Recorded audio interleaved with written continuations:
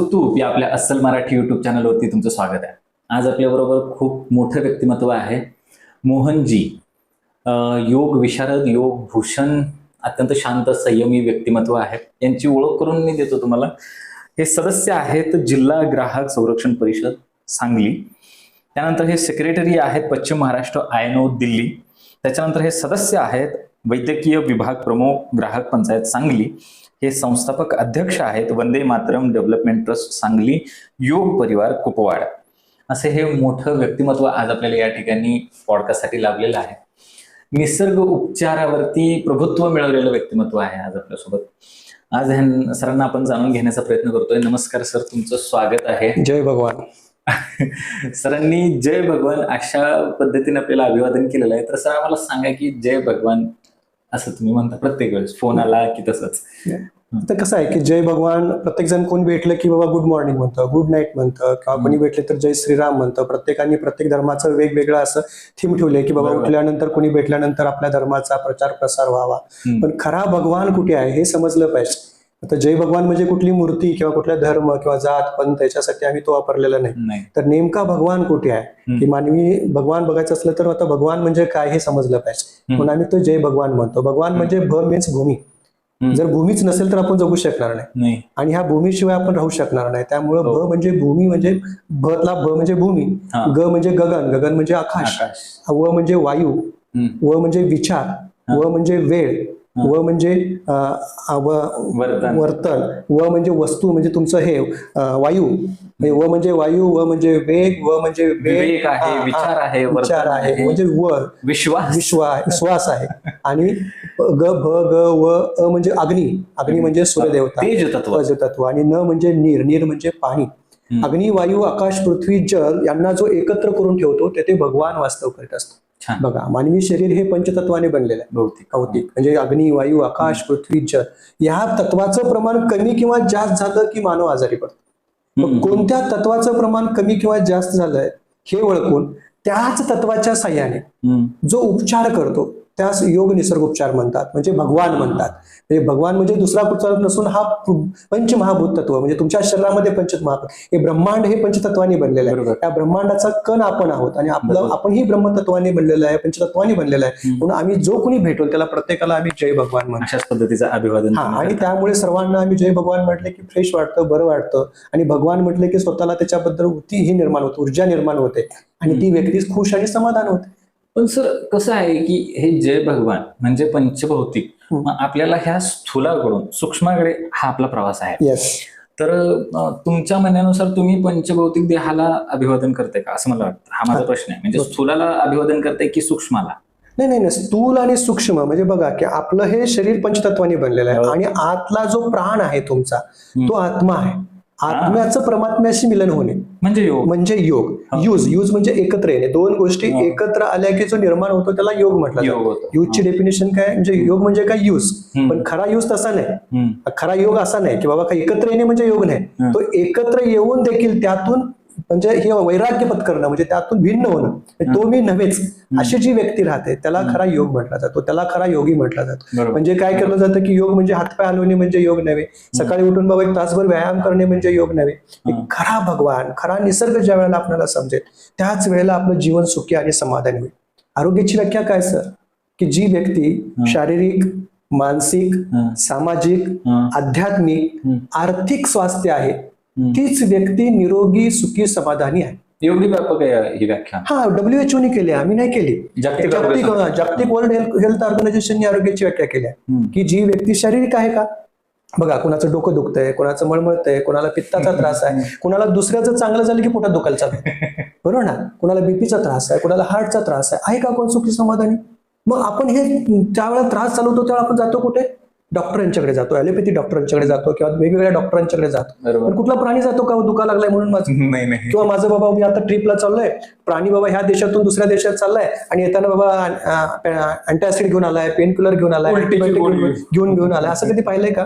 पण आपण कुठं ट्रिपला चाललो की आपण काय करतो? उलटीची गोळी घेऊन जातो, पित्ताची गोळी घेऊन जातो. अजून तुम्हाला रोग व्हायचा आहे, रोग व्हायच्या अगोदर तुम्ही मेडिसिन घ्यायला चालला. पण कोणताच प्राणी हा पद्धत करत नाही. म्हणजे म्हणजे तुम्हाला महत्वाचं म्हणजे शारीरिक स्वास्थ्य असलं पाहिजे. बरोबर. म्हणजे शारीरिक स्वास्थ्य आहे का कुणाला, मानसिक स्वास्थ्य आहे का? म्हणजे रोज आपण बघितलं ना, काय तर मनात चिडचिड होते, घरात पटत नाही, नवऱ्याचं बायकोला पटत नाही, बायकोचं नवऱ्याचं पटत नाही, सासू सुनेचं पटत नाहीये, म्हणजे घरात पाहिलं तर स्पर्धा चालू आहे, कुठे बाहेर गेलं की ताणतणाव निर्माण होतो आणि मानसिक स्वास्थ्य बिघडतं. आणि एकदा मानसिक स्वास्थ्य बिघडले की माणूस चिडचिड व्हायला चालू होतो, त्याचं डिप्रेशन होतो आणि त्यातून वेगळं काहीतरी करून घेतो, स्वतःच्या जीवाला काहीतरी करून घेतो किंवा स्वतः आरोग्य त्याचं बिघडत असतं. हे मानसिक स्वास्थ्य नाही. मानसिक स्वास्थ्य बिघडले कुठे जातो आपण? मानसोपचाराकडे जातो. तिथे तुमच्या आर्थिक स्वास्थ्य बिघडलं जातं तुमचं त्यामुळे. नाहीतर मग कुठल्या तर ज्योतिषाकडे जातो, देवरशाकडे जातो आणि पाहतो की बाबा याला काय भूत लागलंय का, काय लागलं. मानसिक स्वास्थ्य असणं गरजेचं. शारीरिक स्वास्थ्याबरोबर मानसिक स्वास्थ्य महत्वाचं, तसंच सामाजिक स्वास्थ्य महत्वाचं. बघा आपण पेपर उघडला की कुठेतरी खून, दरोडे, मारामारी झालेले पाहिले आहे का सामाजिक स्वास्थ्य? आज आपण बघितली, इकडे मोर्चा, तिकडे संपूर्ण, तिकडे खून, तिकडे मारामारी, पेपर उघडला इकडे खून झालेला आहे. सामाजिक स्वास्थ्य बिघडलं. आणि सामाजिक स्वास्थ्य बिघडलं की आपण कुठे जातो? पोलीस स्टेशनला जातो, न्यायालयात जातो. कोर्टाचा निकाल लागतो का?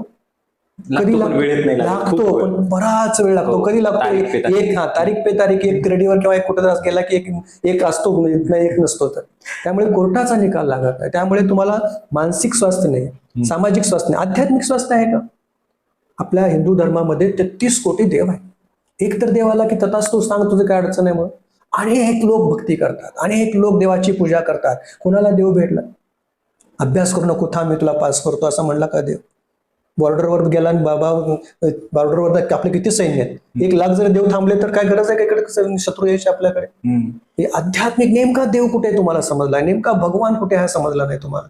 आणि तो भगवान समजला पाहिजे. आणि हा भगवान कुठे दुसरे तिसरीकडे नसून या नेचरमध्ये आहे, या भूमीमध्ये आहे, या गगनमध्ये आहे, या आकाशमध्ये आहे, या वायूमध्ये आहे. आणि या पंचतत्वाचा आपण अभ्यास केला पाहिजे. या पंचतत्वामध्ये तुम्ही अभ्यास केला तर तुमचं जीवन सुखी आणि समाधान जाऊ शकतं. नाहीतर तुम्ही नेहमी दुःखी असणार. तुमचं बघा की आता प्रत्येक व्यक्तीकडे पाहिलं ना, काही ना काहीतरी दुःख आहे. ना शारीरिक स्वास्थ्य आहे, ना मानसिक स्वास्थ्य आहे, ना सामाजिक स्वास्थ्य आहे, ना आध्यात्मिक स्वास्थ्य. आर्थिक स्वास्थ्य आहे का? करोडो रुपये आहेत काय जणांकडे. सामान्य व्यक्ती जरी काढली तर त्याच्याकडे 1,10-20 हजार रुपये सापडतील. सामान्य घरात जरी गेला तर 1,00,000-2 लाख रुपये त्यांच्या घरामध्ये 100. पण सुखी आहेत का? मग आमचे आजोबा पंजोबा कसे सुखी होते का त्यांच्याकडे आर्थिक स्वास्थ्य? त्यांचं आरोग्य कसं निरोगी होतं? ते कसे सुखी होते? नेमकी आरोग्याची व्याख्या समजली नाही आपल्याला. आणि आपण मग काहीतरी बिघडलं की मग आपण पळतो, इकडे डॉक्टरकडे जा, वास्तुशास्त्राकडे जा, ज्योतिषाकडे जा. म्हणून म्हणतो ना की शारीरिक स्वास्थ्य बिघडतं कसं? मिठाशिवाय बघा, काही लोकांचं शारीरिक स्वास्थ्य बिघडतं, मानसिक स्वास्थ्य बिघडतं, आपलं आरोग्य सगळं बिघडून जातं. म्हणून आपलं जीवन निरोगी ठेवायसाठी असतं तर आपल्याला आरोग्य चांगलं असलं पाहिजे, आपला फूड चांगला असला पाहिजे. Food is medicine, medicine is not food. अन्न हे आपलं औषध आहे, औषध हे आपलं अन्न नव्हे. म्हणून तुम्ही ज्या दिवशी निसर्गाच्या सानिध्यात जा, ज्या दिवशी निसर्गाशी तुम्ही हे व्हाल, सिलेंडर व्हाल, निसर्गापाशी जाऊन सिलेंडर व्हाल, त्या दिवशी तुम्ही सुखी आणि समाधानी असणार. तुम्ही नेहमी आनंदात सुखी राहण्यासाठी तुम्हाला निसर्गच वाचवू शकेल. कोणतीही व्याधी झाली, कोणताही त्रास झाला तर तुम्हाला हा निसर्ग वाचवू शकेल. कारण आजपर्यंत माणूस प्राणी आहे हा विसरून गेला. विसरलात ना की आपण प्राणी आहोत ना नक्की. मग प्राण्यासारखं वागतो का आपण? मुळात वागत नाही आपण प्राण्यासारखं. मग बघा की प्राण्यासारखं वागत नाही, त्यामुळे आपण आजारी पडतो. आजारी पडायच्या अगोदरच डॉक्टरांनी औषध घेतो. आजारीच पडायच्या अगोदरच आपला आहार वेगळा आहे. आपण म्हणजे आपलं औषध काय असायला पाहिजे? अन्न हे आपलं औषध असलं पाहिजे. औषध हे आपलं अन्न असता कामा नये. त्यामुळे जर आपल्याला सुखी समाधानी व्हायचं असेल, आरोग्य आपलं व्यवस्थित ठेवायचं असेल तर तुम्हाला निसर्गच वाचेल आणि हा भगवानच वाचेल. म्हणून माझी एक कविता आहे, मिठाशिवाय तोंडाला चव नाही. बघा आपण काय काय करतो, खातो, आहारामध्ये काय खातो बघा. मिठाशिवाय तोंडाला चव नाही, रक्तदाब वाढल्याशिवाय राहत नाही, साखरेशिवाय तोंडाला गोडी नाही. बघा, अरे साखरेशिवाय तोंडाला गोडी नाही, मधुमेह झाल्याशिवाय राहत नाही. खरं. फास्ट फूड खाल्ल्याशिवाय पोट भरत नाही. बघा काय काय लोक आता बघितले आपण की मोठमोठ्या शहरामध्ये किंवा ग्रामीण भागामध्ये उठल्यापासून काय खातात? फास्ट फूड खातात. फास्ट फूड खाल्ल्याशिवाय पोट भरत नाही, वजन कधी वाढलं ते कळत नाही, मटण खाल्ल्याशिवाय जेवल्यासारखं वाटत नाही, चरबी कधी वाढली ते कळत नाही, मग काय खावे काय करावे हे सुचत नाही, मग मध्यस्थी आमच्यासारखे लुबाडल्याशिवाय राहत नाही. हे मध्यस्थी लोक बघा, कुठल्याही प्राण्याला कोणी मध्यस्थी नाही, माणसालाच मध्यस्थी आहे. प्राणी ज्या वेळेला जन्म घेतो तो स्वतः सगळं करत असतो.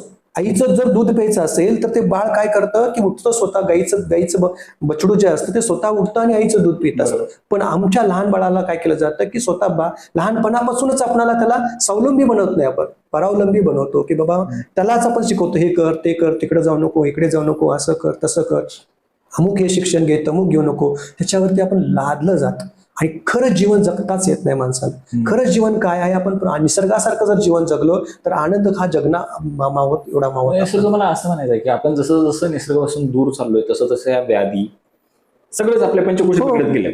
बरोबर. आणि जसं आपण निसर्गाच्या सानिध्यामध्ये जाऊ, सहवास वाढवू, तसं हे सगळं आपले पंचकोश स्थिरस्थावर होऊन आपली जीवनशैली जी आहे ती निसर्गोन्मुख असायला पाहिजे. मला असं वाटतं की मानवी जेव्हा उत्क्रांती होत होती तेव्हा मानवाने सगळ्यात पहिल्यांदा निसर्गाचीच पूजा केली. बरोबर, नदी पूजली, डोंगर पूजला है ना, सूर्य पूजला, अगदी आपल्याकडे नागपंचमी होते, बरोबर है ना, बैलपोळा होतो नाही का, म्हणजे निसर्ग पूजकच होता व्यक्ती आधी नाही का. म्हणजे अगदी नांगरायचं असेल तर त्याच्या आधी आपण ग्रॅटिट्यूड म्हणून माफी मागतो. सकाळी उठल्यानंतर सुद्धा आपण माफी मागतो की कराग्रे वसते लक्ष्मी कर मध्ये सरस्वती, असं म्हटल्यानंतर आपण पुढे म्हणतो समुद्र वसने देवी कर पर्वतस्थान मंडली विष्णुपत्नी नमस्तुते पादस्पर्श क्षमस्व मे, म्हणजे आता माझा पाय तुला लागतोय तर मला माफ कर हे धरणी माते. हा ग्रॅटिट्यूड आहे. टुवर्ड्स आपलं ते नेचरच आहे ना. जसं तुम्ही म्हणता भगवान मधला भ म्हणजे भूमी म्हणजे धारण करणारी धरती. बरोबर. आणि जसं आपण हे तुटत गेलं तसं तसं आता मी 15व्या मजल्यावरती राहत असेल तर ऑब्विस आहे की मला व्याधी जाणार. ज्या वेळेला मानवाची निर्मिती केली, या ब्रह्मांडाची निर्मिती झाली, त्यावेळेला या ब्रह्मांडाच्या देवतेने परमात्म्याने माणसाला थोडी बुद्धी जास्त दिली, कारण ह्याचं राखण करण्यासाठी. म्हणजे ह्या ब्रह्मांडाचं राखण करण्यासाठी काय केलं की माणसाला बुद्धी दिली की बाबा तो ब्रह्मांडाचं तू राखण कर. पण हा माणसानं राखण करण्याचं सोडून त्याचं काय केलं, तळे राखेल तो पाणी चाकेल, म्हणजे त्याला वरबडायला चालू केलं, भोगायला त्याचा भोग घ्यायचा. या निसर्गाचं राखण करण्यासाठी मानवाला थोडी बुद्धी दिली आणि ह्या बुद्धीचा गैरफायदा घेऊन आधुनिक युगामध्ये म्हणजे त्यांनी बघा ना विज्ञान ना अध्यात्म, फक्त भगवान. मी पाहिलं अध्यात्मामध्ये काय सांगितलं जातं, लहानपणी आपल्याला ज्या ज्या गोष्टी सांगितल्यात आपण मुलांना सांगतो तेच मोठेपणी सांगितलेल्या गोष्टी आहेत, तत्वज्ञान आहे. विज्ञानामध्ये सांगा की बाबा अमुक हे गोळी घेतली तुझा रोग बरा झाला, अमुक हे घेतली तुझा संपूर्ण आजार बरा झाला, अमुक हे केल्यानंतर तुझे संपूर्ण त्रास कमी होतात. असं आहे का ना? म्हणजे ना अध्यात्म आहे ना विज्ञान आहे, फक्त भगवान तुम्हाला तारू शकेल. आणि हा भगवानच तुम्ही याची भक्ती करायला पाहिजे, याचं सेवन करायला पाहिजे, ह्याचं राखण करायला पाहिजे आणि ह्याच्यासारखं जगायला पाहिजे तुम्हाला. म्हणून नेहमी तुम्ही आहार तुमचा काय असायला पाहिजे की भूमीने दिलेल्या आहाराचं सेवन करायला पाहिजे. म्हणजे मी मगाशी सांगितलं भूमी खातो का आपण, भूमीने दिलेल्या आहाराचं सेवन करतो का? मला सांगा, कोणता तरी प्राणी वाघासमोर जर कच्चं मटण आणि शिजवलेलं मटण ठेवलं तर वाघ कुठलं खातो? ऑब्विसली जे नॅचरली अवेलेबल आहे. आपण काय खातो? आपण अग्निसंस्कार करतो त्याच्यावरती. आपण त्याच्यातले पूर्ण म्हणजे त्याला ज्या वेळेला मारतो, त्याला भाजतो, त्याला तळतो, त्यावेळेला त्याच्यातले सगळे व्हिटॅमिन सगळे केले होतात. बघा, आजारी पडण्याचं मेन काय की तुम्ही एखादा पदार्थ जर तुम्हाला खायचा असेल, अन्न म्हणून घ्यायचं असेल तर त्यावेळेला वाघ काय करतो, कच्चं अन्न खातो. आणि काय करतो, शिजवून म्हणजे त्याच्याला बॉईल करून, त्याला भाजून, त्याला मारून, त्याला हे करून त्याच्यातलं पूर्ण किल करतो. म्हणजे फक्त आपल्याला त्याच्यातून काय मिळतात, कार्बोहायड्रेट्स, प्रोटीन्स आणि फॅट्स. आपल्याला पायी काय मल्टीव्हिटॅमिन मिळणार का? नाही मिळणार. त्याच्यातून मल्टीव्हिटॅमिन तुम्हाला मिळणारच नाही, मिनरल्स मिळणार नाहीत तुम्हाला. त्यामुळे माणूस आजारी पडतो. आणि समजा घोड्यासमोर गवताची पेंडी आणि बादली भरून पाणी ठेवलं, घोडा काय करतो, एक घास गवत, एक घोट पाणी, एक घोट पाणी, एक घास गवत. कधी खाताना पाहिले का आपण? मग माणूस जेवताना का पाणी पितो? कोणताच प्राणी जर जेवताना पाणी पित नसेल तर माणूस का पाणी पितो याचं शरीर रचना वेगळी. शरीर रचनेचा काही संबंध नाही ना. की बघा, कुठलाही प्राणी ज्या वेळेला अन्न खात असताना कधी पाणी पित नाही. मग मानवाला हे लावलेली निगेटिव्ह म्हणजे चुकीची पद्धत आहे. ज्या वेळेला तुम्ही जेवताना बघा तुमच्या पोटात अग्नी उत्तेजित झाल्या, भूक लागल्यानंतर समजा गॅसवरती किंवा चुलीवरती तुम्ही भात वाटलाय, भातात पाणी घालणार का चुलीत पाणी घालणार? ऑब्विसली भातात पाणी घालणार. तुम्ही घालताय कुठे मग? चुलीत पाणी घालताय. तुमचं ते भात तुमचं डायजेशन होऊ द्या अगोदर. डायजेशन ऍब्झॉर्प्शन झाल्यानंतर मग तुमची पुढची गोष्ट पाणी प्यायचे तुम्हाला. पाणी हे शरीर शुद्धीकरणासाठी असतं. एखादी घाण बघा, पूर येतो, पाऊस येतो, कायमचा पाऊस पडतो का हो? 12 महिने पाऊस पडलाय का इथे त्या ब्रह्मांडावरती? नाही. त्या पाऊस पडल्यानंतर ठराविक वेळी सगळी घाण घेऊन जाण्यासाठी, हे स्वच्छ करण्यासाठी, जसं शरीर स्वच्छ करण्यासाठी तुम्हाला पाणी प्यायची गरज आहे तसा तो पाऊस पडतो. म्हणून त्याच पद्धतीनं पाऊस पडतो. मला सांगा, चिमणी पुढे दाणे आणि किडे टाकले, चिमणी काय खाते हो? ऑब्विसली दाणे. एक तर दाना खाईल किंवा एक तर किडा खाईल. आपण काय करतो का, चिमणी एक दाना, एक किडा, एक किडा, एक दाना कधी खाताना पाहिलाय का? कोणताच प्राणी दोन पदार्थ एकत्र मिक्स करून खात नाही. हो. मग मानव का खातो बघ? दोन पदार्थ एकत्र मिक्स केले की त्याची केमिकल रिएक्शन वेगळी होते. ज्यांचं केमिस्ट्री असेल, जे टीचर्स असतील त्यांना सगळ्यांना माहित आहे पाण्याची संज्ञा काय? H2 म्हणजे दोन हायड्रोजन आणि ऑक्सिजन. आणखीन एक ऑक्सिजन त्यात घातला तर काय होईल? H2O2 म्हणजे काय झालं? हायड्रोजन पेरॉक्साईड झालं. बघा, एका म्हणजे पाण्याच्या संज्ञामध्ये एक ऑक्सिजन घातला तर हायड्रोजन पेरॉक्साईड आपण जखम धुवायला, जखम स्वच्छ करायला वापरतो. मग दोन पदार्थ एकत्र मिक्स केल्यानंतर आतलं काय होत असेल? डायजेस्ट केमिकल रिएक्शन काय होत असेल? समजा तुम्हाला घरामध्ये तुम्ही 5 किलो गहू आणलाय आणि एक मूठभर खडे टाकले. आई काय म्हणेल तुम्हाला? त्या वहिनी काय म्हणतील? खडे नीट करूपर्यंत शिवाय देणार ना. तसं हे पोट काय म्हणेल? हे मध्य प्रदेश जर व्यवस्थित नसेल तर काय करायचं? बाउंड्रीवरती सैन्य असून. बरोबर. शरीर मस्त बलवान दिसते पण मध्य प्रदेशातच खळबळ असेल, बाउंड्रीवर किती सैन्य उपयोग नाही. पण तुमचं मध्य प्रदेश चांगला असला पाहिजे. उठल्या उठल्या पोट साफ व्हायला पाहिजे. कुठल्या प्राण्याचं बघा, विष्ठा टाकताना किती वेळ करतो? टुबुक दिशी करताना निघून जातो. आपण काय करतो?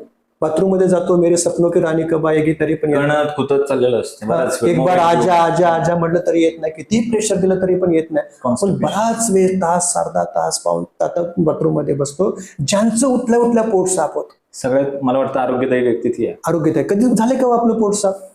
का होत नाही? कारण तुमचा आहार वेगळा आहे, तुमचे विचार वेगळे आहेत. तुम्ही आहार घेताना विचार तुमचे वेगळे असतात. तुम्ही कोणता आहार घेताय हे फार महत्वाचं आहे. बघा, आता तुम्हाला सांगितलं की बाबा दोन पदार्थ घेतला, तुम्हाला दूध दिलं आणि दुधामध्ये लिंबू मिक्स केला आणि पे म्हणलं तर पेणार काय होणार? होईल किती खरं. मग तुम्ही ज्या वेळेला दूध भात खाताय, आमटीमध्ये लिंबू मिक्स करताय, हात धुताना हे करताय, ते कसं एकदम मिक्स होऊन आत काय झालेलं असेल? काहीतरी वेगळं विपरीतच घडणार आहे, चांगलं तर काही घडणार नाही. हा, म्हणून आपणाला ज्या वेळेला निसर्गाने जे आहार दिलेला आहे, बघा आम्ही सांगतो की तुम्ही काय खायला पाहिजे? जिवंत खाल्लं पाहिजे. आपण काय करतो? डाळी खातो, मूग, मटकी, मसूर ह्याच्या डाळी खातो. कधी मूग खाल्लं का जिवंत करून? कधी मटकी खाल्ली का जिवंत करून? मोड आणून त्याला नाही खाल्लं. कारण ज्या वेळेला त्याला उत्तेजित करतो, मोड करतो, त्या वेळेला त्याच्यामध्ये संपूर्ण घटक असतात आणि ते घटक आपल्या शरीराशी उपयुक्त आहेत. आपण काय करतो? तर तुमचं डाळ जमिनीत टाकली तर उगवते का? उगवते का?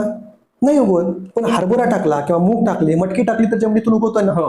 तीच जर डाळ करून ठेवली तर ते उगवेल का? नाही. मग त्याच्यात काय असणार आहे का? जिवंतच नाही ना, ते डेड झालेलं आहे ना सगळं. पण तुम्हाला तो आहार नाही, तुमचा आहार नाही. एखाद्या जनावराला वाळलेली वैरण आणि हिरवी वैरण दिलं तर जनावर कुठलं चांगलं? हिरवच खातं ना. तुम्ही काय खायला लागला? आजारी पडायचं मेन कारण की तुम्ही घरातल्या पहिल्या डाळी बंद करायला पाहिजे, तांदूळ बंद करायला पाहिजे. मला सांगा, तुमच्या घरी शाळू आहे? आणताय? ज्वारी आणताय? गहू आहे? किती आहे गहू तुमच्या घरात आता सध्या? जरा जास्त प्रमाणात. एक पोतं 20-30 किलो असेल. एकदम दळून आणता का? नाही, थोडं थोडं एकदमच आणा ना, काय प्रॉब्लेम आहे? नाही, ते पीठ खराब होतं थोडं. मग या डाळी खराब झाल्या नसतील? तुम्ही हा विचार केला का नाही कधी? जर तुमच्या घरात शाळू असेल तर तुम्ही 5-6 दिवसाचा आणता दळून. गहू असेल तर 8-10 दिवसाचे 2 किलो 5 किलो 10-12 दिवस एकदम पोतभर आणून ठेवलं तर काय बिघडतं? खरं त्याला जाळी आली लागते. हा, जसं ज्या पद्धतीने एखादा पदार्थ दळून ठेवला की त्यातलं जाळी आली लागते, तसं एखादं धान्य जर त्याला भरडून किंवा त्याला हे प्रक्रिया करून जर ठेवलं तर ते खराब होत असतं. त्यामुळे तुमचा आहार काय, औषध काय तुमचं? की मूग, मटकी, मसूर, हरभरे हे ज्याला मोड आणून त्याला जिवंत करून खाल्ला तर तुम्हाला कोणत्याही प्रकारची गोळी लागणार. म्हणून तुमचा आहार हा जिवंत असला पाहिजे. तांदूळ बघा, भात कोकणात तुम्ही गेलाय कधी? कोकणात काय करतात? त्या साळी तशाच असतात, त्यांच्या त्या मोठं ते हे असतं, उड असतं आणि त्या साळी ठेवतात, लागेल तसं भरून आणतात ते. आणि आम्ही भात केव्हाचा खातो? सगळी प्रक्रिया मिल मध्ये जाऊन ते पॉलिश करून. मेन आजारी पडण्याचं मेन कारण तुमच्या शरीरातला भात. ज्या दिवशी तुम्ही भात बंद कराल त्या दिवशी तुम्ही आजारी पडणार. मला सांगा, गाईचा कळप चाललाय आणि त्यातली एक गाई वेली आहे, म्हणजे एक गाईला बछडू झालाय, त्या गाईचं दूध कोण पिलो? ऑब्विसली ते बाळच पिणार ना. बाकीचे काय पित नाहीत? त्याच्यासाठी आरोग्यासाठी चांगलं आहे ना ते. बाकीच्या गाईंना वैरण खाण्यापेक्षा किंवा गवत खाण्यापेक्षा किंवा ह्याच्या काळाचं पौष्टिक दुसऱ्या गाईचं दूध मिळतं, का पित नाहीत त्या? त्याचं मोठं बछडू का पित नाही? मग तुम्ही का पिताय दूध? त्याच गाईचं जर मोठं बाळ बछडू दूध पित नसेल, त्याच गाईच्या कळपातलं कोणी दूध पित नसेल तर आपण का दूध पितोय? दूध पिल्यामुळे आपल्यातलं कार्बोहायड्रेट म्हणजे आपल्यातलं कोलेस्ट्रॉल वाढलं गेलं, ट्रायग्लिसराईड वाढलं गेलं आणि हार्टचे प्रमाण अधिक झाले. जे लोक शाकाहारी आहेत, जे लोक म्हणजे आहेत बघा, त्यांच्याकडे जर पाहिलात तर की ते मांसाहारीपेक्षा शाकाहारी लोकांच्यातलं हार्टचं प्रमाण वाढलं गेलं, कार्डियाक प्रमाण वाढलं गेलं, त्यांच्यातलं ट्रायग्लिसराईड वाढलं गेलं. आणि त्यामुळे दूध हे पहिलं शरीरातलं विष आहे. आपण ट्रीटमेंट तुम्ही जबाबदारीने करताय. हा जबाबदारी म्हणजे हो नक्कीच. बघा तुम्ही पिऊन बऱ्याच लोकांना नुसतं दूध द्या. पूर्वीचे लोक काय करायचे की दूध भाकरी खाल्ल्यानंतर त्यांच्यात कार्बोहायड्रेट वाढायचं, कार्बोहायड्रेट कन्वर्ट इंटू फॅट. त्यामुळे ते कष्ट करायचे. इथून चालत जायचं असेल तर 10-10 किलोमीटर चालत जायचे, 5-5 किलोमीटर शेताला कामाला जायचे, कुठे जॉबला जायचं तर सायकलीवर जायचं. तुम्ही आता काय करताय? खाताय आणि बसताय चेरून. म्हणजे ओबेस झालोय आम्ही बसून बसून. हा, आणि त्याचं मग तुम्ही काय घेतलं? ऑब्व्हियसली फॅट मध्येच रूपांतर. कार्बोहायड्रेट घेतला, कार्बोहायड्रेटची तो कन्वर्टेड इंटू फॅट मध्ये तुमचं रूपांतर, आणि फॅटचं कन्वर्टेड इंटू ट्रायग्लिसराइड मधून तुम्हाला कार्डियक प्रॉब्लेम चालू झाले, म्हणून ब्लॉकेज निर्माण चालू झाले आणि हार्टचा प्रॉब्लेम झाला. म्हणून पहिल्यांदा तुमच्या आहारामधले हे पांढरे 5 पदार्थ टाळायला पाहिजे. सांगा मला. पहिलं दूध सांगितलं. दूध का तुम्ही कसं उपयोग आहे का? मला सांगा, एखादा तर प्राणी दूध पितो का? म्हणजे ते जेव्हा ते लहान असतं तेव्हा आईला तेच बाळ मोठं झालं आईचं दूध पितं का? नाही. मग आपण काय करू? ज्या वेळेला तुमचे दुधाचे दात पडतील फक्त तुम्ही तुमच्या आईचंच दूध घ्यायचं. ज्या वेळेला तुमचे दुधाचे दात पडतील त्यावेळेला स्वतः दुसरा आहार खायला पाहिजे. मग आता म्हणणार कॅल्शियम कुठून मिळणार बाबा? सगळ्यात जास्त कॅल्शियम तुमच्या ह्याच्यात आहे, म्हणजे सगळ्यात जास्त प्रोटीन केसामध्ये. केस खायचे का? सगळ्यात जास्त प्रोटीन केसामध्ये ना, नखांमध्ये. नका. सगळ्यात जास्त कॅल्शियम नकामध्ये आहे. नख खायचे का आपण? नाही ना. तुम्हाला जो तुमचा आहार पाहिजे. तुम्ही कधी हत्ती कॅल्शियम खाताना बघितलंय का? दूध पिताना बघितलंय का? त्याचं कॅल्शियम कमी झालंय का? त्याच्यात कुठलं मल्टीव्हिटॅमिन कमी झालंय का? कोणताच प्राणी दुसरा पदार्थ खाताना पाहिलात का? नाही. बरं, निसर्गाने दिलेले. तुम्ही जर मांसाहारी असाल तर मांसाहारी पदार्थ खायला पाहिजे, तुम्ही शाकाहारी असाल तर शाकाहारी पदार्थ खायला पाहिजे. आपलं इंटेस्टाईन बघा किती लांब आहे, 9 मीटर लांब आहे. म्हणजे आपल्या आईच्या 1.5 सड्या घालायला पाहिजे. तोंडापासून गुदद्वारापर्यंत 9 मीटर लांब आहे. म्हणजे नगरपालिकेची गटार जशी घाण असते तसं आपलं आतडं घाण असतं. कधी स्वच्छ केलं का? हॉटेलमध्ये जेवायला जाता ना तू, हॉटेल जेवण झाल्यानंतर वेटर आपल्याला काय देतो? ते बाउल असतं. बाउल, आणि बाउल मध्ये काय असतं? गरम पाणी, लिंबू. कशासाठी असतं ते? हात धुवायचं. पण त्याच हाताने किती खाल्लेलं असतं आपण. एवढ्या हात स्वच्छ करण्यासाठी तुम्ही लिंबू पाणी काढलं की हात तुमचा स्वच्छ निघतो, आणि त्याच हाताने पोटामध्ये किती घातलं असेल, तिथे किती घाण झालं असेल, ते कधी स्वच्छ केलं का? म्हणून निसर्ग उपचारामध्ये लिंबू पाणी हे किरसून आहे, झाडू आहे. जसं घरामध्ये आपण एखादा झाडू तयार करतो, म्हणून रोज तुम्ही सकाळी उठल्यानंतर कोमट पाण्याने 1 ग्लास कोमट पाणी लिंबू पाणी घेतला तर तुमचं मध्यप्रदेश पूर्ण इंटेस्टाईन स्वच्छ होतील, तुमच्या आतल्या आतडी स्वच्छ होतील, तुमच्या सगळ्या वेन्स स्वच्छ होतील, आणि तुम्ही निरोगी व्हाल. हे गाडी सर्व्हिसिंग करताना नुसतं वरूनच झगझग असता कामा नाही. आज सगळी आपली भगभग आहे, आणि ती भगभग सगळी स्वच्छ असायला पाहिजे. दिसायला चांगला असून उपयोग नाही, आतून तुम्ही व्यवस्थित असला पाहिजे, तरच तुम्ही सुखी होणार आणि निरोगी होणार. म्हणून म्हणजे भूमी, या भूमीने दिलेल्या आहाराचं सेवन करायला पाहिजे. नाही तर तुम्ही बघा, रोज उठल्या एखादा फळ खायला पाहिजे. खातो का आपण? नाही. कोण खाते फळ सांगा बघ? कोणीच खात नाही. आज तुम्ही सांगा की उठल्या आपण काय घेतो? मोबाईल. तुम्ही देवाला मानता, तुम्ही तुमच्या देवाला चहा देता का? नाही. देवाला बिस्किट देता का? नाही. देवाला पाव देता का? नाही. देवाला रात्रीचा अन्न शिळा, आज बाबा उठलोय मी, कंटाळा आलाय मला, आणि देवा आणि हे घे, आणि आज तुला आज भाताचा शिळा निवेद दाखवता का? नाही. जर तुमच्या देवाला चालत नसेल तो प्रसाद, तर तुम्ही का खाता? देवाला कधीच तर ठेवलेलं बिस्किट पाव ब्रेड मध्ये आत ठेवलेलं दाखवता का? नाही. मग तुम्ही सुद्धा देवाचे लेकरे आहात, तुम्ही सुद्धा देवाची मुलं आहात. तर तुमचा आहार कसा असला पाहिजे? प्रसाद. देवाला जसा प्रसाद देता तसा तुमचा प्रसाद कसा असला पाहिजे? प्र म्हणजे प्रभू, स म्हणजे साक्षात, द म्हणजे दर्शन. प्रभूचं साक्षात दर्शन मिळालंय अशा पद्धतीने तुमचा आहार असला पाहिजे, तरच तुमचं जीवन सुखी समाधानी जाईल. किती पैसे कमवा तुम्ही, किती काही करा. प्रसाद म्हणजे काय? प्र म्हणजे प्रभू, स म्हणजे साक्षात, द म्हणजे दर्शन. प्रभू साक्षात दर्शन. प्रभूचं साक्षात दर्शन. एखादा आलेला प्रसाद जो आहे तो प्रभूचं. पण देवाला किती प्रसाद दाखवता? नैवेद्य आपण एका ताटामध्ये बसेल तेवढं. तुम्ही किती प्रसाद घेता? त्याच्यापेक्षा खूप जास्त. तुम्हाला जेवढा तुम्ही कमी आहार घ्या, जेवढा तुम्ही कमीत कमी आहार घ्याल तेवढा तुम्ही जास्तीत जास्त दिवस जाता. म्हणतात ना, एक वेळी जेवतो तो. म्हणजे नाही, कसं जेवण तुमचा आहार कसा असायला पाहिजे की म्हणजे तुम्ही बघा, एका वेळा जेवला की तो योगी. मी आता एक वेळ जेवला की तो असतो योगी असतो, 2 वेळाला जेवतो तो असतो भोगी असतो, आणि कधीही जेवतो तो रोगी असतो. बरोबर. म्हणजे तुम्ही योगी व्हायला पाहिजे. योगी होत जर झालात तर तुम्हाला तुमचं काय आहार चांगला असला पाहिजे. एक वेळ कमीत कमी 2 वेळा आहार घ्यायला पाहिजे तुम्ही. तुम्ही 3-3, 4-4 वेळेला उठल्या कधी पण घ्यायला तर काय होणार? तर सांगायचं तर मी ज्या सोसायटीमध्ये राहतो, थोडंसं रात्रीचं कामानिमित्त बाहेर पडलो, आणि लिफ्टमध्ये मला एक फूड डिलिव्हरी बॉय सापडला. म्हटलं काय रे बाबा, एवढ्या रात्रीचं आमच्या सोसायटीमध्ये काय करतो? म्हणे आम्हाला काय हाऊस नाही म्हणे तुमच्या सोसायटीमध्ये एवढ्या रात्रीचं यायची, इथं आम्हाला डिलिव्हरी होती. विचारलं कुठल्या फ्लोअरला, त्याने नंबर सांगितला, त्याने ती चिठ्ठी पण दाखवली. मी पाहिलं, म्हणजे त्याच्यामध्ये मांसाहार रात्री 2:30 वाजता खात होती. बॅचलर मुलं होती काही त्या सोसायटीमध्ये. म्हणजे जेवणाच्या वेळा किती चुकीच्या झाल्या. कोणताच प्राणी बघा, म्हणजे तुम्हाला जर शुगर असेल तर तुम्ही जर जेवणाची जर वेळ जरी बदलला तर तुमची शुगर नॉर्मल आहे. म्हणजे फास्टिंग, लंघनम परम औषधम, आयुर्वेदामध्ये काय सांगितलं, लंघनम परम औषधम. लंघन करता का? लंघन म्हणजे काय करायला पाहिजे आपण? कसं करतो लंघन? आज तुम्ही आता ह्याला एकादशीला हे केला असेल, उपवास केला असेल, पंढरपूरच्या वारीमध्ये उपवास केला, आषाढी एकादशी दिवशी काय केलं असेल, दुप्पट काय काय खाल्लं? उपास आहे माझा, वेफर्स खाल्ले, जरा केळी खाल्ले, राजगिरा खाल्ले, शाबू खाल्ला. आज काय होईल? लंघनम परम औषधम सांगितलं. जर तुम्हाला शारीरिक व्याधी काय झाल्या असेल तर महाभयंकरातला भयंकर रोग, कॅन्सर सुद्धा लंघनाने बरा होतो. मला वाटतं प्राणी सुद्धा हे त्यांच्या पद्धतीवर कधी जातो का? रात्री 6 नंतर कधी जेवताना पाहिलेत का? कुठलाही प्राणी रात्रीचं खाताना कधी पाहिलंय का? अंधार पडल्यानंतर, सकाळी उठल्यानंतर तो खात असतो.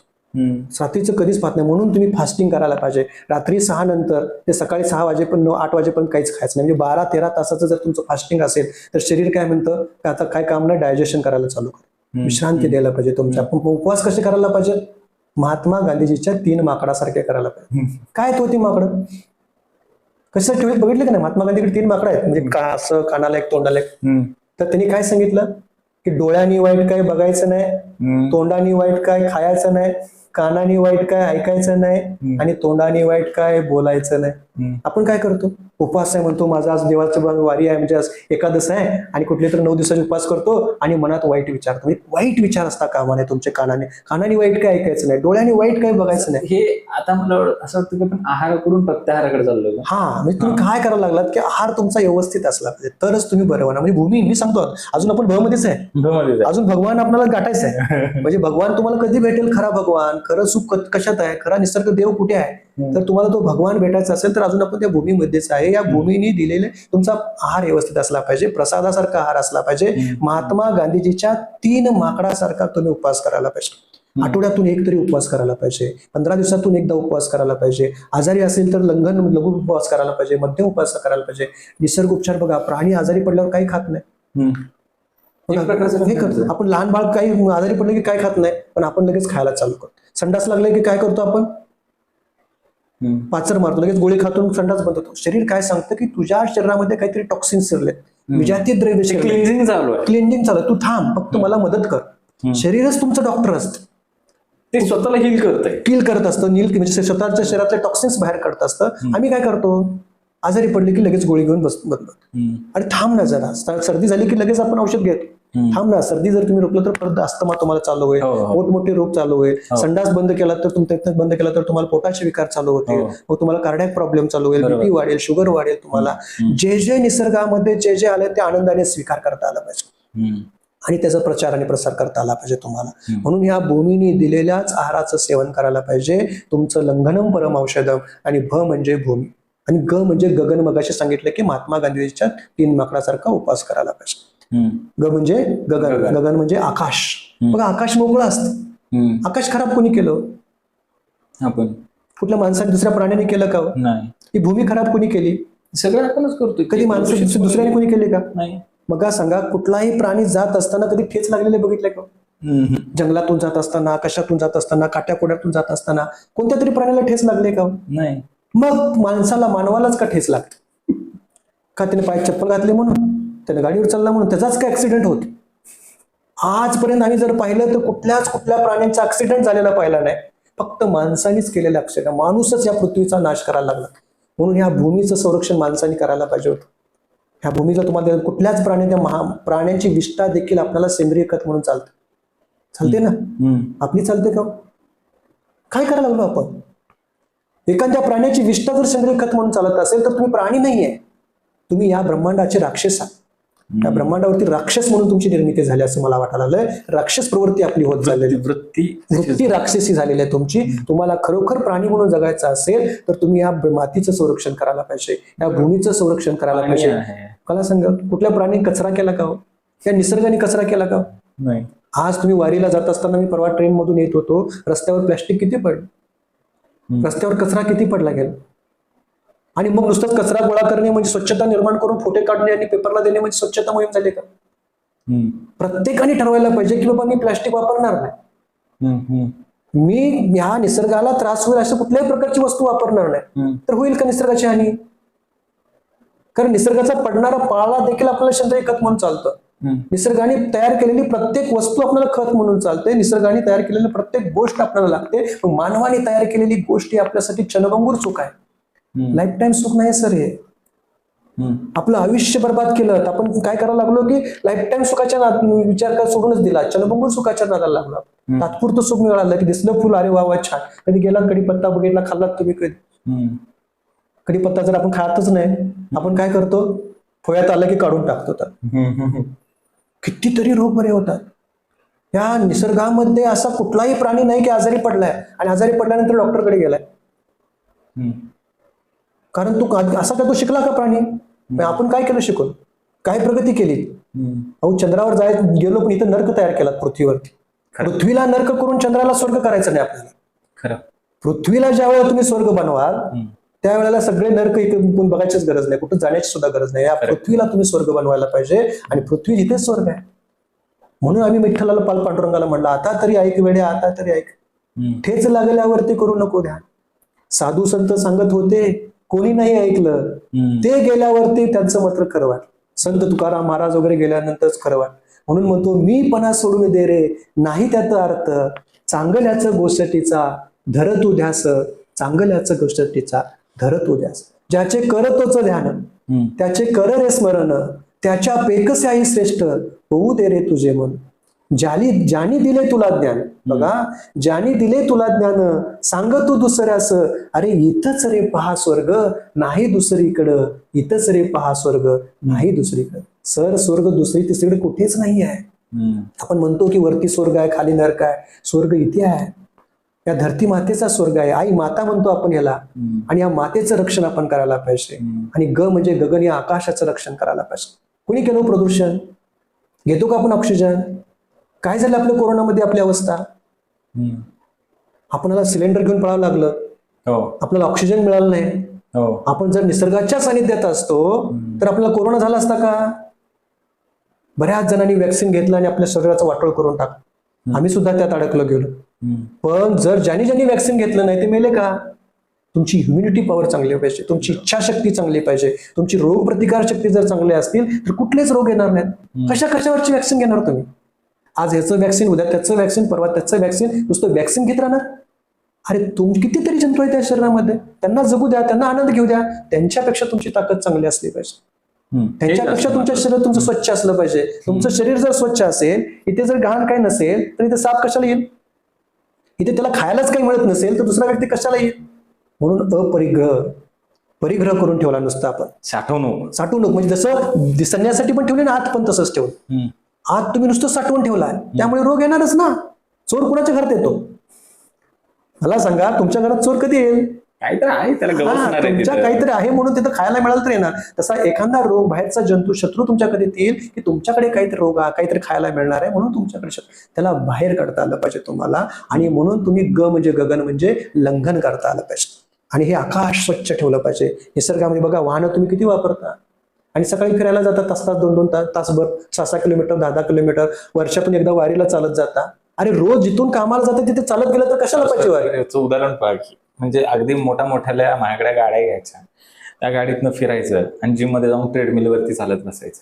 हे काय म्हणजे चालायचं जाईल तर मग चालत जाणार. तुम्ही ऑफिसला जात असताना चालत जा. मग ह्याचं काय झालं बघा, तुम्ही गाडीतून गेल्यानंतर प्रदूषण निर्माण केलं, ऑक्सिजन तुमचा इथं कमी झाला, कार्बन डायऑक्साईड जास्त वाढलं गेलं आणि ह्यामुळे निसर्गाची हानी केलात. आणि सकाळी तासभर जाऊन फिरायला जाऊन तुम्हाला बरं वाटलं? सकाळी तासभर फिरून येताना गाड्यावर वडापाव खाता. लक्षात आलं ना की वडापाव खाण्यापेक्षा तुम्ही काम करण्यापेक्षा तुम्ही तुमचा आहार आणि तुम्ही निसर्गात म्हणजे वाहनाचं प्रमाण कमी वापरा. तुम्हाला गरज असेल तरी वाहन वापरा. कुठला प्राणी वाहन वापरताना बघितलाय का? एखादा सांगा की हा ब्रह्मांडातला एखादा बघा, अमेरिकेतले पक्षी आपल्याकडे येतात, कशाने येतात? वाहनाने येतात का? स्थलांतरित पक्षी इकडून बरेच पक्षी इकडून तिकडे जाणारे पक्षी आहेत. स्वर्ग कुठे आहे? इथेच आहे, तुमच्या इथेच आहे. दुसरीकडे जाण्याची गरज नाही. तुम्ही फिरायला कुठे ह्याच्यात जायला गरज नाही. महाबळेश्वरला वगैरे तुमचं जर हे स्वच्छ ठेवला, गाड्याचं प्रमाण कमी केला तर इथे पुण्यात स्वर्ग दिसेल तुम्हाला. पण उगाच स्वर्ग दुसरीकडे शोधण्यात काय अर्थ आहे? तुझं आहे, तुझं पाशी, परंतु जागा चुकलास. बरोबर. हरणाच्या पोटात कस्तुरी असते, ती उगाच शोधत असते, कुठे बाबा, कुठे वास यायला लागलाय, वास यायला. पण तुझ्यापाशीच आहे आणि ते निसर्ग तुझ्यापाशी आहे. जिथे असेल तिथे सुखी समाधानी राहता आलं पाहिजे. म्हणून हे आकाश स्वच्छ असलं पाहिजे, पवित्र असलं पाहिजे आणि निर्जंतू करून असलं पाहिजे. हे कुणाच्या हातात आहे? आपलं. मग कशाला नवीन शोध लावायला? शोध लावायची गरज नाही. तुम्ही ऑलरेडी शोध लागले गेलेले आहेत निसर्गाने. शोध म्हणजे तुम्ही कशावर तर प्रक्रिया करून वेगवेगळं करण्यात गरज नाहीये. ऑलरेडी निसर्गाने तयार केलेलं आहे. तुम्ही फक्त त्यात कटपुतली आहात. तुम्ही निसर्गाशी सरळ जा. निसर्गाने तयार केलं. तुम्हाला कुठे जायचं तर थोडं चालत जा, कुठे गेलं तर प्राणायाम करा, दीर्घ श्वास घ्या, दीर्घ श्वास सोडा, मोकळा आकाश ठेवायला. म्हणजे लंघनम परम औषधम आपण सांगितलं ना. ग म्हणजे गगन. आता व म्हणजे वायू. बघा, भ म्हणजे भूमी झालं, ग म्हणजे गगन झालं, व म्हणजे वायू. कुत्र्यासारखी अवस्था झाली. कुत्र किती वर्ष कसं करते हो? नुसतं धापा टाकत असते. फास्ट ब्रिदिंग आहे, आयुष्य पण कमी आहे. बघितलं ना, कुत्र्यासारखी अवस्था आपली झाली का नाही? कुत्र किती वर्ष जगतं?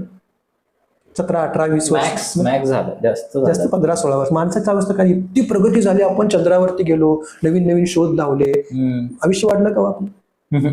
कमी होतं उलट. मग काय करायला लागला? अहो, जो कमीत कमी श्वास घेतो तो जास्तीत जास्त वर्ष जगतो. मंदिरामध्ये कासव असतं. कशाने ठेवले हो? ते दाखवायला. प्रतीक आहे ना. दाखवायसाठी ठेवले का? नुसतं जातो आपण, पाया पडतो आणि जातो. देवा मला पाव बिस्किट नको म्हणून जातो. परीक्षेच्या वेळेला पाया पडतो, एखादं काम असेल की पाया पडतो. पूर्वीच्या साधू संतांनी, ऋषी मुनींनी, देवाने मंदिरामध्ये कासव का ठेवलं? की तुमची अवस्था कासवासारखी असली पाहिजे. कासव मिनिटाला 4 वेळेला श्वास घेतो, 400 वर्ष जगतो. आणि आम्ही बघा कुत्र्यासारखं श्वास घेतो. या जिन्यावरून त्या जिन्यावर पळतो. ऑफिसला जायचं आहे, गडबड झाल्या, इकडे जायचं आहे, काम आहे, तिकडे जायचं आहे, काम आहे. नुसतंच धापा. घरात बसतोय, मला वेळ नाही म्हणतो, नुसतंच धापा टाकत असतो. शांत निवांत कधी बसलात का होतं?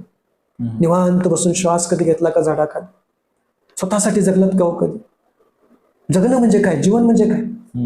सुख म्हणजे काय असतं? कधीतरी जगला का सुखा स्वतःसाठी? नेहमी दुसऱ्याला दिसण्यासाठी जगतात.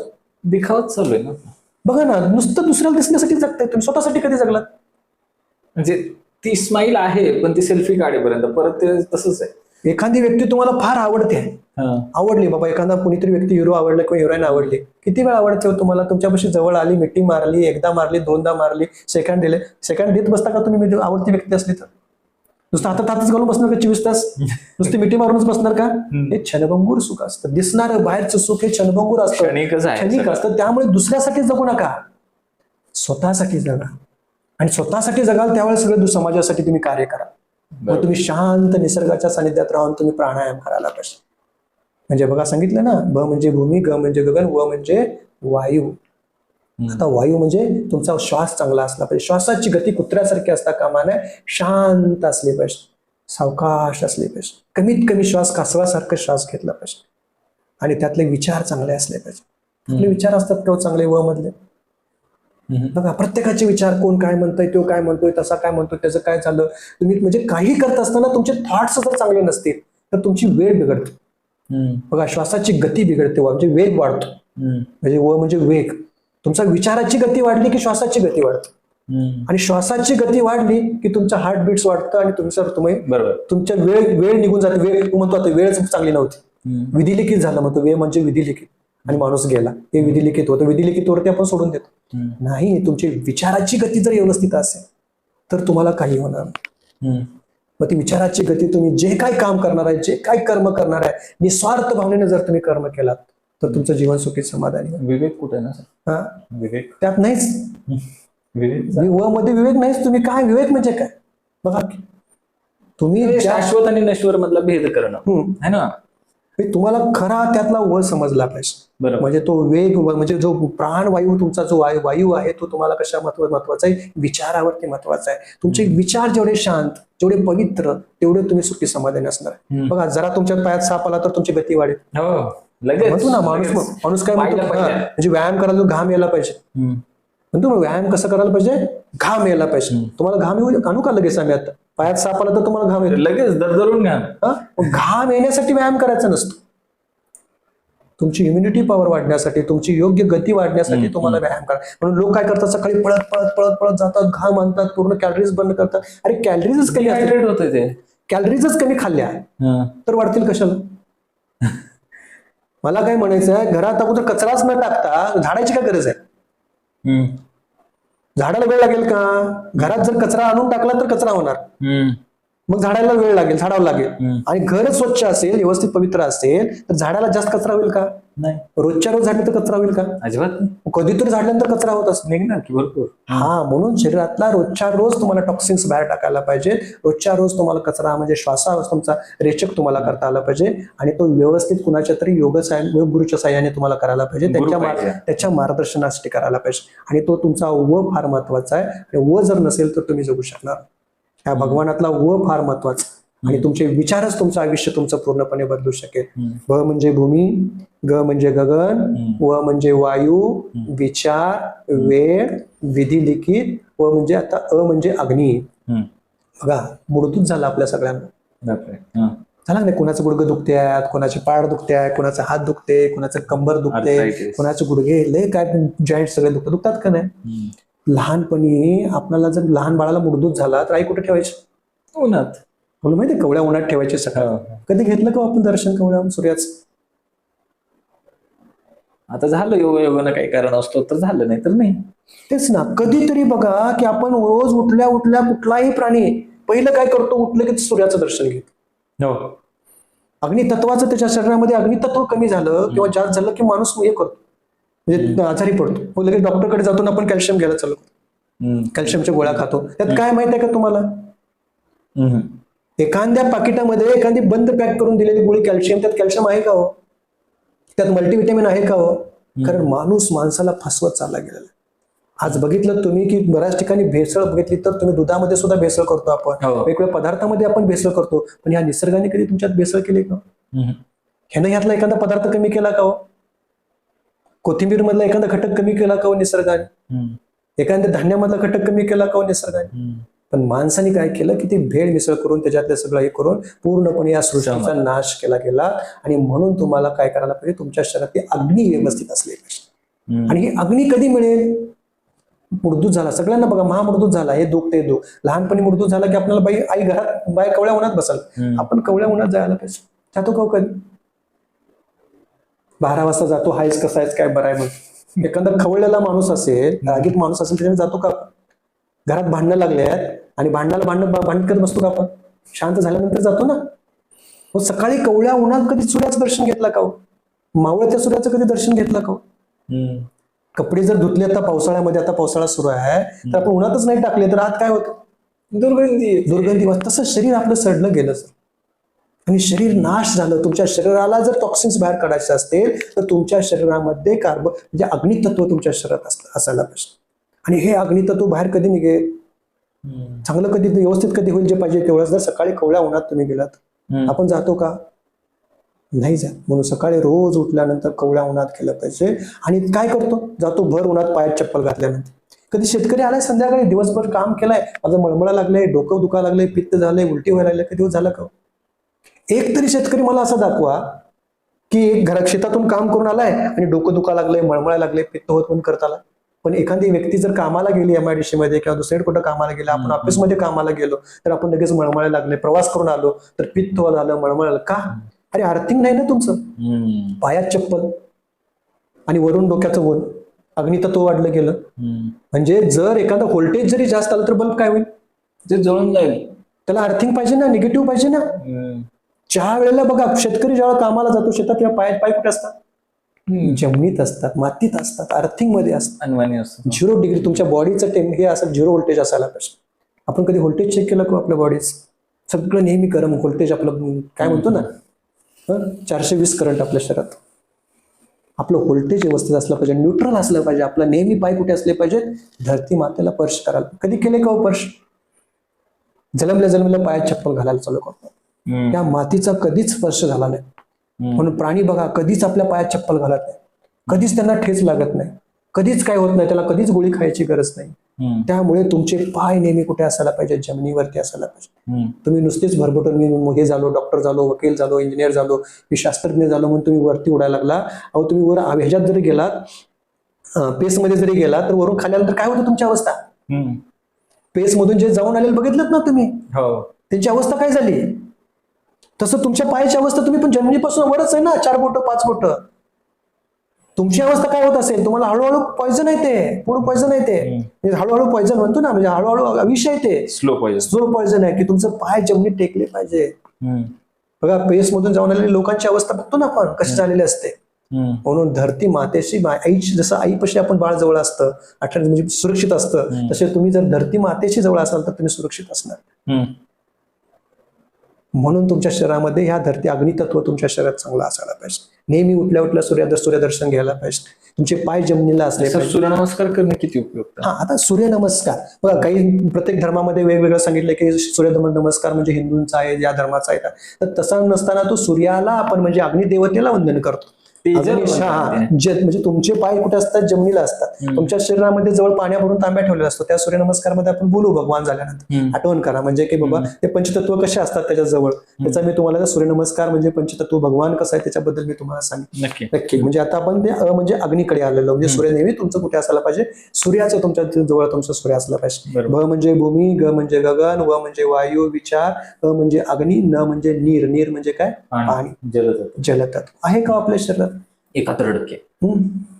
डॉक्टरनी सांगितले तुम्हाला, डॉक्टरनी सांगितले तुम्हाला की रोज 1-3-4 लिटर पाणी प्यायला पाहिजे. काय करतो आपण, उठतो गटगट गटगट गटगट पाणी पितो, म्हणजे महापूर आल्यासारखं झालं. म्हणजे पाऊस पडला की सगळं दो दो दो दो दो पाणी होतं आणि 5 मिनिटात निघून जात.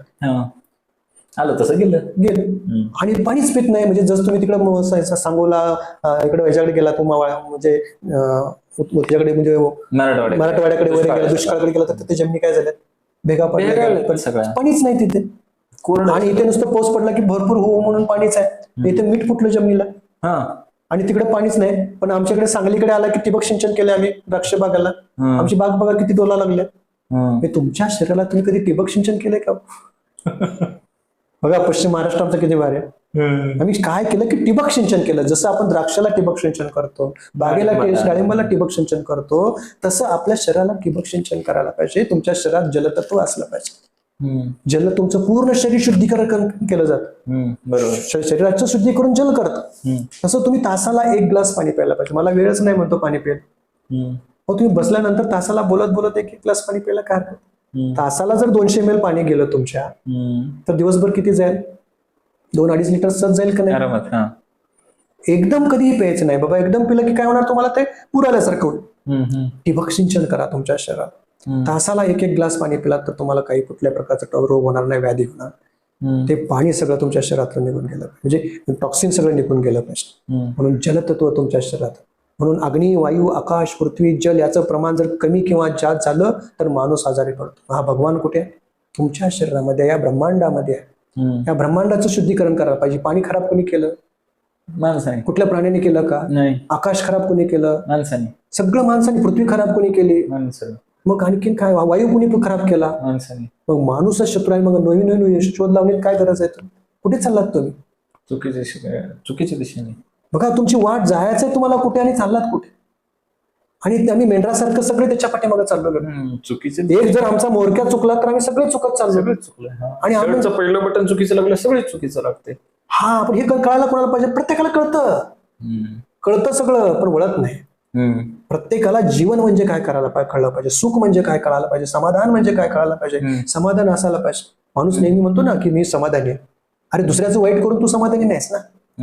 दुसऱ्याचं वाईट न करता, दुसऱ्या माणूस म्हणतो ना, माझ्याकडे पैसा आहे, गाडी आहे, बंगला आहे, घोडा आहे, माझी प्रॉपर्टी आहे, मी समाधानी आहे. अरे पण तू समाधानी कसं, दुसऱ्याचं मन वाईट करून तू समाधानी झाला गेलास. तुझं कुणी शत्रू असता कामा, तुझा हा निसर्ग, हा तू कसा असायला पाहिजे, तू एक भगवान. म्हणून आपण देवाला का असतो, निष्पाप असतो. ती व्यक्ती कोण आहे, भगवान म्हणजे जे पांडुरंग असेल, तुमचा वेगवेगळा देव असेल, राम असेल, कृष्ण असेल, पैगंबर असेल, येशू असेल, त्यांचे विचार काय होते, त्यांचे थॉट्स काय होते, त्यांनी काय काम केलं ते कधी बघतच नाही. त्या देवाबद्दल माहितीच नाही आपल्याला. आता गणपती येईल, गणपतीबद्दल काय माहिती आहे हो, गणपतीचं संपूर्ण नाव तर माहित आहे का, गणपतीनं आपल्यासाठी काय केलं माहित आहे का. मग त्या गणपतीची आरती म्हणतो आपण, त्या आरतीचा अर्थ माहित आहे का हो. ढोल बडवला, धाम धाम धाम केला, आरती केली, 5 दिवस दांगडदिंगा केला, म्हणजे उत्सव साजरा केला का. तुम्ही 365 दिवस त्याचं नामस्मरण करायला, अखंड स्मरण, त्याच्यासारखं तुम्ही वागायला पाहिजे. बरोबर, त्या गणपतीचे तुम्ही भक्त आहात ना, जसा साधू तसा संत, जसा तसे भक्त देखील असायला पाहिजे. तुमचे संस्कार तसे असायला पाहिजे. तुम्ही आई वडिलांच्या सारख्या वागताना तसे तुम्ही जसे आपण आई वडिलांसारखे वागतो, जसं आपण मराठी बोलतो, आपण कन्नड येत नाही आपल्याला, तसे तुम्हाला त्या देवाच्या सानिध्यात राहिल्यानंतर देवासारखं वागायला पाहिजे तुम्ही. वर्षातून एकदा उत्सव साजरा करून उपयोग नाही, वर्षातून एकदा वारी करून उपयोग नाही, वर्षातून एकदा योग दिवस साजरा करून उपयोग नाही, नुसतं डॉक्टरकडे आजारी पडलो म्हणून जाऊन उपयोग नाही. तुमच्या अंगात, तुमच्या गुणामध्ये तसं असलं पाहिजे, तुमचे विचार तसले असले पाहिजेत, तुमची कृती तशी असली पाहिजे, तरच तुम्ही हे सगळे सुखी होणार. नाहीतर एक ना एक दिवस ही पृथ्वी नाश झाल्याशिवाय राहणार. जर तुम्ही अशीच प्रगती करत गेला तर ही प्रगती नव्हे, अधोगती गती आहे, अधोगती गती. आणि तुम्हाला जर हे भगवान जर तुम्ही नाही व्यवस्थित ठेवलात, या भगवानाची सेवा जर नाही केलात, तर तुम्ही आजारी पडल्याशिवाय तुम्ही ह्या पृथ्वीवर आपण आपला इतिहास आपल्या मुलांना सांगू शकणार नाही. आणि ती मुलं सांगू शकणार नाही की त्यांना माहितीच असणार नाही. आपल्या पुढे आपली मुलं निघून चालली. बघा आता जर पाहिलं तर आताचे जे म्हणतो ना आता जी काय कुठली पिढी, जेनजी पिढी बघाल तर आपल्या पुढे निघून चालली. क्षणभंगूर सुखाचा विचार करायला लागले, लाईफ टाईम सुखाचा त्यांनी विचार केलाच नाही की बाबा पुढे काय होणार आहे याचा विचार न करता आता मला हे पाहिजे, इन्स्टंट पाहिजे, सगळं इन्स्टंट पाहिजे. तर तुम्ही बघितलं इन्स्टंट पाहिजे म्हणून आपण त्याच्या मागे लागलो गेलो, लाईफ टाईमचा कधी विचार केलाच नाही. आणि तीच आपल्या पुढे मारायला लागली, तेच आपल्याला सोडून चालले गेलेले. आणि मग आपला इतिहास सांगणार कोण, ऐकणार कोण? आपला इतिहास कोणापाशी ठेवायचा जर आपली मुलंच सुदृढ नसतील, आपली निरोगी नसतील. म्हणून शिक्षण पहिल्यांदा मुळातून लहानापासून शिक्षण काय पाहिजे, निसर्गाच्या बद्दल शिक्षण पाहिजे. त्याला खेळता आलं पाहिजे, त्याला ग्राउंड वरती जाऊ दे, त्याला बागडू दे, त्याला उड्या मारू दे. आपण त्याच्यावरती नाही, मैदानी खेळच बंद झाले ऑलमोस्ट. आता बघा क्रिकेट तुम्ही म्हणायचं ना, मला क्रिकेटमध्ये बघायला किती लोक असतात, बघायला खूप सारे असतात. खेळणार किती असतात, टीम एक, इकडे 11 इकडे 11. फायदा कोणाचा होतो, त्या 11चा होतो. आणि बाकीच्या ह्या बघणाऱ्यांचा काय फायदा झाला? ना त्याला बॅट माहित नसते, ना त्याला बॉल माहित नसतं, ना त्याला ग्राउंड माहित नसतं. पण हे क्रिकेट चाललं की याचं हायपर टेन्शन झालेलं असतं, त्याचं बीपी वाढलेलं असतं. त्याचं माझा हा पक्षी, हा म्हणजे याला विकेट पडली आहे, हे आता सेंचुरी राहिली, हा आउट झाला, किंवा ह्याने एवढ्या रना काढल्या, आता मॅच जिंकते का हारते, आता मॅच जिंकते का हारते. एवढं म्हणून ह्याचं हायपर टेन्शन वाढायला गेलं. शिव कधी गेलाच नाही ग्राउंड वरती, तो कधी बॅट घेतलाच नाही. आता अरे स्वतः त्याचा अनुभव घ्या. एखादा खेळ तुम्ही ग्राउंड मध्ये जाऊन खेळा, एखादा छंद बाळगा, एखाद्या निसर्गाच्या सानिध्यात जा, मातीत जा, खेळा. छंद असायला पाहिजे, तुम्ही कुठेतरी असायला पाहिजे, तुम्ही म्हणजे बाथरूम सिंगर तरी व्हायला पाहिजे, गायला पाहिजे, तुम्ही गुणगुणायला पाहिजे, मन मोकळं करता आलं पाहिजे. माणूस विचार म्हणतो ना सर, मी आपल्या चॅनलच्या माध्यमातून काय म्हणतो, व्यक्त व्हा, मुक्त व्हा, त्याच्यासाठीच. आणि मन मोकळं करता आलं पाहिजे. आपण मन मोकळंच करता येत नाही. आणि म्हणून नेहमी रोज उठल्या सूर्यनमस्कार घालायला पाहिजे. तुम्हाला आता सूर्यनमस्कार तर कुठे भेटला, भगवान हा निसर्गामध्ये. मग त्याच्या हाताला आपण अर्पण व्हायला पाहिजे, समर्पित व्हायला पाहिजे, त्याची भक्ती करायला पाहिजे. मग कधी करतो? सकाळी उठल्यानंतर सूर्य उगवत असतो, अग्नितत्व समोर असतं, समोर पाणी असतं, पाणी वाहत चाललेलं असतं, आपले पाय पृथ्वी तत्वाशी मिलीन असतात. आणि त्याला नामस्मरण केल्यानंतर त्यालाही समाधान वाटतं आणि आपल्यालाही समाधान, त्याच्याशी व्यक्त होतो आपण, त्याच्याशी इजगुज घालतो, या पंचतत्वाशी आपण इजगुज करतो. म्हणून सूर्यनमस्कार करतो. नुसतं सूर्याला नमस्कार करत असतो, सूर्याला नमस्कार करून धरती मातेला नतमस्तक होत असतो. बघा, सूर्याला नमस्कार करून धरती मातेला नतमस्तक होऊन जलतत्वाचं सेवन करत असतो.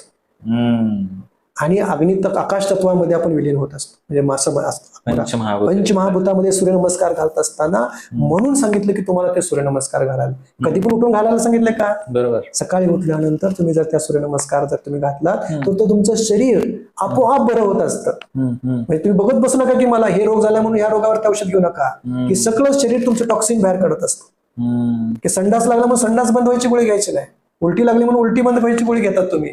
पण इथे एखादा रोग झाला तर लंघन केला किंवा सूर्यनमस्कार केला तर सगळेच रोग बरे होतात. इथे रोगाला किंमत नाही निसर्गोपचारामध्ये. रोगाला मी मानतच नाही. रोग हे आपले शत्रूच नाहीत, मित्रच आहेत. म्हणून माझं नाव बघा काय आहे, जगताप. जगताप म्हणजे काय म्हणतात की लोक? जगताप म्हणजे काय म्हणतात तो? जगताप म्हणजे जगाला ताप. होय, मी आहे ताप जो देतो जगाला ताप. बघा, होय, मी आहे ताप जो देतो जगाला ताप. अहो, डॉक्टरकडे जाता, माझी गारणे गाता, माझं नाव सांगून औषध घेऊन येता, तरी पण मलाच नावे ठेवता. जेव्हा जेव्हा तुम्ही चुकता तेव्हा तेव्हा मी धावून येतो. बघा, जेव्हा जेव्हा तुम्ही चुकता तेव्हा तेव्हा मी धावून येतो, तरी पण मीच वाईट असतो. डॉक्टर मी मारलेल्या जंतूचा शोध घेतो आणि तुम्हाला आठवण करून देतो की तुम्हाला अमुक अमुक त्रास झालाय म्हणून तुम्हाला ताप आलाय, तरी पण मीच वाईट असतो. मी अगोदर सांगतो, मला पाहून डॉक्टर नंतर सांगतो. बघा, तुम्ही कधी जाता डॉक्टरकडे? ताप आल्यानंतर. मी अगोदर सांगतोय आणि मला पाहून डॉक्टर तुम्हाला सांगतो की तुम्हाला अमुक अमुक त्रास झालाय म्हणून तुम्हाला ताप आलाय, तरी पण मीच वाईट असतो. मी माझे काम करेन.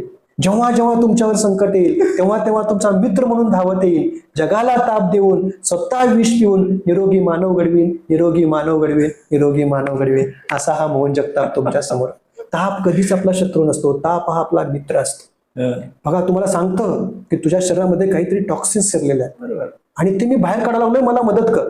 आणि आपण डॉक्टरकडे काय जातो, डॉक्टर मला ताप आलाय माझा ताप बरा कर, डॉक्टर मला संडास लागला माझा संडास बरा कर, डॉक्टर मला उलटी होते माझी उलटी बरा कर. बॉडी सेल्फ रिस्टोरेशन मोड मध्ये आहे हा, आणि आपण खोडा घालतो. आपण खोडा. म्हणून काय कधीही तुमचा तो शत्रू नाही आहे, मित्र आहे. सगळे रोग हे तुमचे मित्र आहे.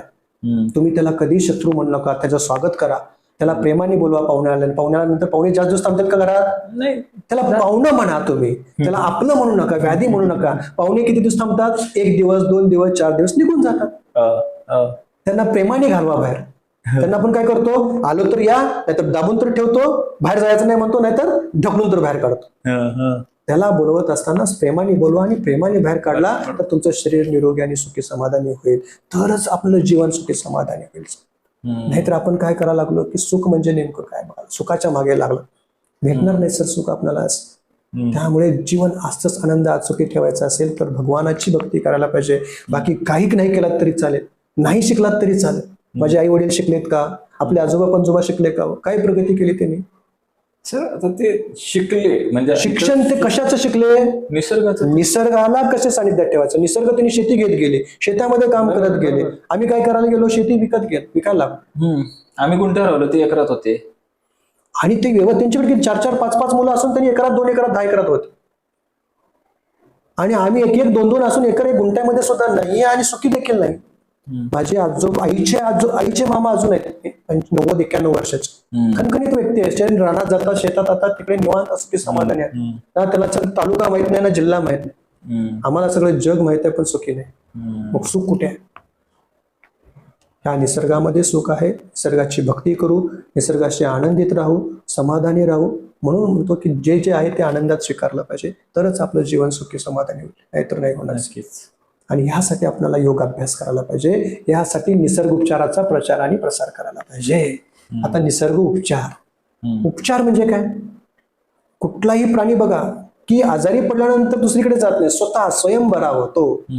निसर्ग उपचारक फक्त मार्गदर्शक असायला पाहिजे. जसे एखादा प्राणी गाई ज्याच्या बाळाला जन्म देते त्यावेळेला त्याचे स्वतः उठून दूध पित असतं, त्याचे संरक्षण मग ती गाय करत असते, दुसऱ्या कोणी त्रास करू नये. बरोबर, तेवढंच आपण करायला पाहिजे. आपण काय करतो की त्याला खायला घालण्यापेक्षा त्या बाळाला निसर्गामध्ये सानिध्यात पाठवायला पाहिजे. आपण मार्गदर्शन करायला पाहिजे. निसर्ग उपचारक हा मार्गदर्शक असतो. तो ट्रीटमेंट देत नाही, तो बरा करत नाही, तो स्वयं तुमचं सगळं तुमच्यापाशी अमृत आणून ठेवलेलं आहे. तुला काय पाहिजे ते तो घ्यायला पाहिजे. तुला कुठे जायचं आहे, तू वाईट चालला तर त्याला सांगायला पाहिजे बाबा ही वाईट आहे, फक्त तुझं तू करून खायला पाहिजे, तुझं तू व्यायाम करायला पाहिजे, तुझं तू फिरायला पाहिजे, तुझे तू कपडे धुवायला पाहिजे, तुझे तू ताटं धुवायला पाहिजे, तुझं तू झाडायला पाहिजे. जर तू घरचं स्वतः काम केलं तर व्यायाम करायची गरज आहे का?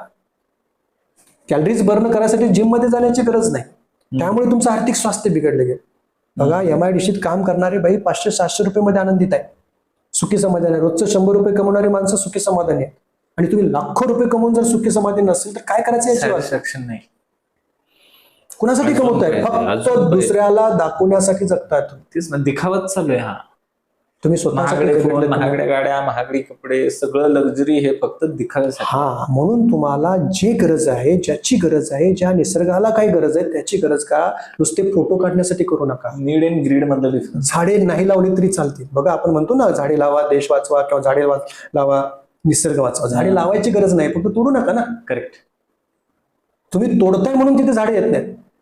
निसर्ग आपोआप झाडे लावत असतो. ते बी पडलं की आपोआप जंगलात झाड येतं, जिथं पाहिजे तिथं झाड येतं, त्याचं ती वाढतं, त्याचं ती सुखी राहतं, त्याचं ती निवांत. तुम्हाला कसला पुळका आलाय निसर्गाचा? निसर्ग आपोआप वाढत असतो. तुम्ही नुसतं फोटो काढण्यासाठी करताय. 100 झाडं लावताय, त्यातलं 1 झाड तर जगतं का हो? समज तुम्ही एकच झाड लावा पण ते पूर्ण लाईफ टाइम जगलं पाहिजे. म्हणून पूर्वी लोक आंब्याचं झाड लावायचे, आपल्या नातवा परतोंडाला फळ येण्यासाठी करत. आम्ही काय करायला लागलो, आता मला त्याचं फळ पाहिजे लगेच, इन्स्टंट. म्हणून त्यात केमिकल घालायला लागलो, रिॲक्शन त्याचं हे करून लगेच त्याला बॉयलर करायला लागलो. बॉयलर कोंबडी खाल्ल्यासारखं झालं. त्यामुळे तुम्हाला आपल्यासाठी करू नका, निसर्गासाठी ज्या वेळेला कराल त्यावेळेला आपली मुलं सुखी समाधान होतील, तुम्ही देखील सुखी समाधानी व्हाल. समज. म्हणून आपण काय करायला लागलो बघा, काय करतो आपण बघा ना, मला आता इमिडिएटली पाहिजे, मला आंबा पाहिजे, चिक्कू पाहिजे, सगळे फळं पाहिजेत, केमिकल घेऊन स्टोअर करून ठेवलेलं. ज्या ज्या सीझन मध्ये मिळतं ते ते आहार घ्यायला पाहिजे. आंब्याच्या सीझन मध्ये तुम्ही ज्या भागात राहता तो तुमचा आहार असला पाहिजे. बरोबर. तुम्ही कोकणात गेल्यानंतर कोकणात नाही सांगू शकणार की मासे खाऊ नको म्हणून मी, तो शाकाहारी का मांसाहारी म्हणून तुम्ही मी सांगणार नाही. त्या जे उपलब्ध आहे तो म्हणजे तुमचा आहार असेल. मी असं ऐकलं की कोकण पट्टा असू दे किंवा अगदी आपला जो वेस्टर्न घाट्स आणि अरबी समुद्रामध्ये जो पट्टा आहे, इथं शेंगदाण्याचं कूट वापरलंच जात नाही, कारण तिकडे ते पिकतच नाही. तिथं नारळ मोठ्या प्रमाणात, तर ते नारळाचंच तेल तिकडे तिकडे घालतात, जिथं तिथं खोबरंच किसून घालतात.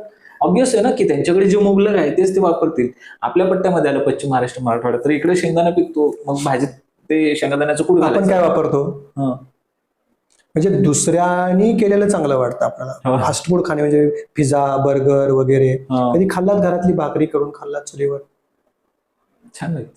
कधी चटणी खरडा खाल्लात हिरव्या मिरची, म्हणजे जिवंत असतं ना ते हिरवी मिरची, त्या दिवशी करून आपण खातो, ताजं फ्रेश असतं. तुम्हाला घरचा आहार तुम्ही खायला पाहिजे. हे तुमचं अन्न हे जर व्यवस्थित असेल, तुमचे विचार जर चांगले असतील, तर तुम्ही सुखी समाधानी असू शकणार आहे. आणि समाधान राहण्यासाठी आपल्याला नेहमी दुसऱ्याचं चांगलं चितलं पाहिजे, मनात विचार चांगले असले पाहिजे. नाहीतर आपण काय करतो की नेहमी विचार तुमचे बघा, एकटा बसला की तुमच्या डोक्यात काही ना काही ओव्हर थिंकिंग, नको त्या गोष्टी तुमच्या डोक्यात यायला लागतात. आणि जगाचं तुम्हाला पडलेलं असतं, तू जगाची काळजी करू नकोस, पहिली स्वतःची काळजी कर, जग व्यवस्थित राहतं. जग असं आहे, तो तसा आहे, तो तसा आहे म्हणण्यापेक्षा तू कसा आहेस बघायला पाहिजे, मी कसा आहे. मी जर व्यवस्थित नसेल तर जगाला प्रत्येक प्रश्नाचं उत्तर बाहेर शोधतो. हा प्रॉब्लेम कुठे सांगतो, म्हणजे मी सुख कुठे आहे मी 100 लोकांना विचारेन, अगदी 7 समुद्र लांघून मी जाईन, पण आतमध्ये डोकावायची हिंमत नाही. प्रॉब्लेम येत आहे. खरंच तर मुख व्हायला आम्ही तयारच नाही, आम्ही बहिर्मुखच आहे. हा, म्हणून खरंच जर सुख शोधायचं असेल तुम्हाला, नेमकं सुख कुठे आहे, तर कुठे जायला पाहिजे, आतमध्ये. तुझ्यापाशी तुझं आहे, तुझं पाशी, परंतु जागा चुकलास. आणि हे जर सुख तुम्हाला बघायचं असेल, हे जर भगवान देव तुम्हाला बघायचं असेल, तर तुम्ही एका छानशा निसर्गाच्या झाडाच्या ठिकाणी, कुठे उटी, महाबळेश्वर, याला काश्मीरला जाण्याची गरज नाहीये. तुमच्या जिथे असेल तिथं घरापाशी असेल, साईटला असेल, त्याच्याशी मैत्री करा, त्याच्याकडे म्हणा आणि त्याला विचारा, रे बाबा सुख म्हणजे काय असतं नेमकं. एक ना एक दिवस तो तुम्हाला सांगेल की सुख म्हणजे काय असतं. ते बघा, कितीही संकट आलं, याची पानं जरी तोडलं तर ते रडत, तरी पण ते डोलत असतं, हसत असतं, आनंदित असतं, आपल्याला भरभरून फळ देत असतं. आणि आपल्याला जरा जरी टोचलं तर आपण दुसऱ्याला शिव्या देतो, त्रास देतो, मग त्याचा बदला घेतो, हे करतो, सूडबुद्धी वृत्ती वागवतो आपण. त्यामुळे तुम्ही निसर्गाच्या सानिध्यात राहा, त्याच्याशी जाऊन विचारा की बाबा सुख म्हणजे काय असतं. शांत बसा, दीर्घ श्वास घ्या, सावकाश श्वास. बघा आपण घेतो का दीर्घ श्वास, कधीच घेत नाही, नुसतंच श्वास घेतो सोडतो. थांबा ना कुठेतरी, ब्रेक द्या. गाडीला बघा, प्रत्येक वाहनाला ब्रेक असतो, तुम्हाला ब्रेक पाहिजे का? ब्रेक असला पाहिजे. जीवनाला तुमच्या सगळ्या गोष्टीला ब्रेक असला पाहिजे. म्हणून स्पीड फार अवघड झालेलं बघा. जो स्पीडने जातो तो लवकर जातो, आणि तुमचं स्पीड कमी करायला पाहिजे. आणि तुमचं स्पीड, सस्याची आणि कासवाची गोष्ट आपण ऐकली बघा, पैसे कोण जिंकतं? आणि ससा आपली सस्यागत अवस्था झाली. नुसतंच म्हणजे हे झालो, आपण काय म्हणतो त्याला, हॅमरिंग झालो, आणि नुसतं मला हे करायचं आहे, ते करायचं आहे. आपण आता सध्या पळतोय खूप, पण पोहोचत कुठेच. हा, कुठे जायचंय नेमकं आपल्याला, आपण भरकडलोय. तुम्ही बघा ना की तुम्ही माझ्यासाठी आता इथे तास, 1.5 तास, 2 तास दिला, तुम्ही विचार केला की मला कुठे जायचं आहे, तुम्ही थांबलात म्हणून तुम्ही आपण मग बोलत बसलो. चांगलं जे काही हितगुज आहे ते आपण समाजाला सांगू शकतो. साजूक तूप तुम्ही दिलात, ते तूप काढायचं असेल तर कसं काढायचं असतं, की नुसतंच दुधात तूप आहे, पण ते तूप दिसलं पाहिजे ना. प्रक्रिया आहे, वेळ आहे, प्रक्रिया आहे, ती प्रक्रिया करता आली पाहिजे, ते समजले पाहिजे. ते तूप कुठे तुम्ही सांगायला लागलं समाजाला, तसं तूप हे तुमच्या आरोग्याचं लक्षण आहे, हे आरोग्यासाठी पोषक आहे, सगळ्यात आरोग्यदायक आहे. तसं तुमचं जीवन असलं पाहिजे.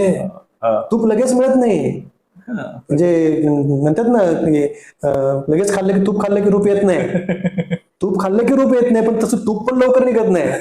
त्याच्यासाठी सुद्धा आपल्याला कष्ट करायला लागतील. तुम्हाला त्रास या समाजामध्ये पॉझिटिव्ह आणि निगेटिव्ह भरपूर गोष्टी आहेत.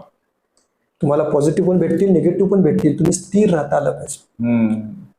पाण्याचं एकदम हे चाललंय बघा, की म्हणजे मोठा पूर आलाय आणि वाहत चाललं, आणि मला जर विचारलात तर तुम्ही जाऊ का नको, तर मी काय सांगणार, मी थांबलोय बाबा इथे, तुला जायचं असेल तर पुढे गेला तर वाईट आहे, आणि मागे गेला तरी पण तुला त्रास आहे, मी इथे थांबलोय, तुला माझ्या बरोबर थांबायचं असेल तर थांब म्हणून सांगायचं. आपणाला पुढेही जाता कामा आला नाही, मागेही जाता कामा न्यूट्रल असतात. हो, म्हणून बघा आता प्रत्येक वायर मध्ये आपण पिन मध्ये बघितलं की पॉझिटिव्ह, निगेटिव्ह आणि न्यूट्रल न्यूट्रल असतात. आता आहे का कुठं पिन मध्ये? हल्ली कमी झाली न्यूट्रल वायर पिन, 2च पिना घालायला लावलं. न्यूट्रल तुमच्या हातात असतात आणि तो न्यूट्रल तुम्हाला व्यवस्थित जमला तर तुम्ही सुखी समाधानी झाला. आणि तिथेच आहे. म्हणून बघा की कृष्णांचे तुम्ही बघितलं ना, कृष्ण कधी जन्मला? नववीला. नववीला जो 9चा पाडा म्हणा, 9 एके 9, 9 दुनी 18, 8 आणि 1 झालं बघा, 9 एके 9, 9 दुनी 18 म्हणजे 8 आणि 9, 9 दुनी 18, 9 तर 27, 27 म्हणजे किती झालं? 7 आणि 2 पुन्हा 9. नाही सॉरी, राम नवमीला जन्मला, कृष्ण अष्टमीला जन्मला. कृष्ण किती अष्टमीला जन्मला ना, कृष्णाचा पाडा कृष्ण किती झाला? जन्माष्टमीला झाला. 8चा पाडा म्हणा, 8 एके 8 दोन्ही 16 म्हटल्यानंतर किती झालं? 6 आणि 1 7 झालं. 8 त्रिक 24 म्हटल्यानंतर 5 6 झालं. 8 चौक 32 म्हटलं किती झालं? 8 चौक आता 45 म्हटलं किती झालं? तुमची अधोगती होत जाणार. तुम्ही जर कृष्णासारखं हे करत गेला, लावालावी करत गेला, तो देवाचा देव होता. तो देवाचा देव होता म्हणून त्याची परत प्रगती होत गेली पुढं. बघा, कृष्ण नेहमी दुःखी असंच होता, संकटातच होता, त्रासच होता त्याला, पण तो देवाचा देव होता म्हणून तो व्यवस्थित राहिला. आपण कृष्ण नाही, आपण रामासारखे असले पाहिजे. राम कधी जन्मला? नवमीला जन्म. 9चा पाडा म्हणा, 9 एके 9 दुनी 18, 8 आणि 1 9 चौक 36, 6 आणि 3 9 5 45, 5 4 9 9 सक 54 म्हणल्यानंतर किती येते? 9 9 63 म्हणलं तर 9 9 9चा सगळा 9 10 90 म्हणलं तरी पण 9. सुख दुःखात देखील समाधानी असलं पाहिजे. राम बघा किती संकट आले समाधानी. तो कधी इकडेच गेला नाही, तिकडे गेला नाही, शांत राहून कर्म करत गेला. तुम्ही चांगले कर्म करत गेला तर रामासारखे व्हाल, आणि तुम्ही वाईट कर्म करत गेला तर तुम्ही दुःखी व्हाल. तुम्ही देवाचे देव नाही. कारण जर 9चा पाडा नंतर म्हणत गेला, 9 सक 54 म्हणल्यानंतर भरभती होत जाते. तो कृष्ण व्हायला तुम्हाला वेळ लागेल. त्यासाठी तुम्ही राम व्हा, रामाची भक्ती करा, रामासारखं जगा. पण नेहमी मुखी तुमच्या नाम असलं सिलेंडर व्हा, कुणापाशी तरी सिलेंडर व्हा. तुम्ही कुठल्याही देवाचे असो ना, कुठल्याही भक्ताचे असो, कुणाची भक्ती करा, कुणापाशी तरी जाऊन सिलेंडर व्हा, शांत बसा, त्यांचे विचार ऐका. तुमचा एक विचार तुम्हाला आयुष्य बदलून जाईल. बरोबर. आणि किती यातून माझा एक चांगला छोटा जरी विचार तुम्ही घेतलात तर तुम्ही सुखी व्हा. सगळेच विचार घेता, मी पण तसाच आहे, धुतल्याला तांदळाचा. सर, हा आज तुम्ही जय भगवान ह्याचं एवढं विस्तृत विवेचन करून गेलं की नक्कीच आमच्या श्रोतेवर्गांना त्यातून कळालं असेल की ही किती विस्तृत संकल्पना होती. आम्हाला खूप काही शिकायला मिळालं. आम्ही आता ह्याच्यामधून आम्ही काय की अमृत योग साधना निर्माण केले. म्हणजे नुसता योग म्हणजे हातपाय हलवणे म्हणजे योग नाही. तर त्यासाठी आम्ही योगाचा प्रचार म्हणजे ह्या निसर्गाचा प्रचार करण्यासाठी, ह्या भगवानाचा प्रचार करण्यासाठी जर तुम्ही अमृत योग साधना जर केली तर तुमचं जीवन सुखी समाधान होईल. आम्ही एक पुस्तक तयार लिहिले, 2 पुस्तक मार्केटमध्ये, सॉफ्टवेअर आनंदी जीवनाचं. बघा, एखादा कॉम्प्युटर जर तुम्ही घेतलात तर काय करतो, त्याच्यामध्ये आपण सॉफ्टवेअर लोड करतो, अँटीव्हायरस. तुम्ही तुमच्या डोक्यामध्ये कधी अँटीव्हायरसचं सॉफ्टवेअर लोड केलंय का? तुम्ही तुमच्या शरीरामध्ये कधी अँटीव्हायरस सॉफ्टवेअर लोड केलंय का? तुम्हाला एखादी व्याधी झाली तर यातून बाहेर कसं पडायचं? तर आनंदी जीवनाचं सॉफ्टवेअर हे पुस्तक तयार केलेलं आहे, म्हणजे भगवान. हे जे पुस्तक आहे, हे पुस्तक आनंदी जीवनाचं सॉफ्टवेअर म्हणून हे पुस्तक जर तुम्ही घेतलात, आणि याच्यामध्ये आम्ही आता अमृत योग साधना कशी करायची, म्हणजे अमृत म्हणजे काय, एखादं अमृत घेतलं की आपण अनेक रोगातून बाहेर पडतो आणि अमर होतो. आणि अमर व्हायचं असेल तर तुम्हाला ती साधना करायला पाहिजे, अमृत योग साधना. तुम्ही दुसऱ्याला काय आहेत माहित होण्यापेक्षा तुम्ही कसे आहात तुम्हाला माहित होण्यासाठी, सेल्फ रिअलायझेशनसाठी आम्ही अमृत योग साधना तुम्ही केव्हाही आमच्याकडे करू शकता आणि तुमचं जीवन सुखी समाधानी राहू शकता. सर, मग हे अमृत योग साधनेला जोडण्यासाठी, अमृत योग साधण्यासाठी आमच्याशी कॉन्टॅक्ट करावा. आमचा नंबर आहे, फोन नंबर डिस्क्रिप्शन बॉक्स मध्ये देतो, डिस्क्रिप्शन नंबर बघा. आणि खरोखर तुमचं हे साजूक तूप आणि तुपासारखं साजूकच राहू दे, आणि संपूर्ण समाजास निरोगी व्याधी करण्यासाठी जे तुम्ही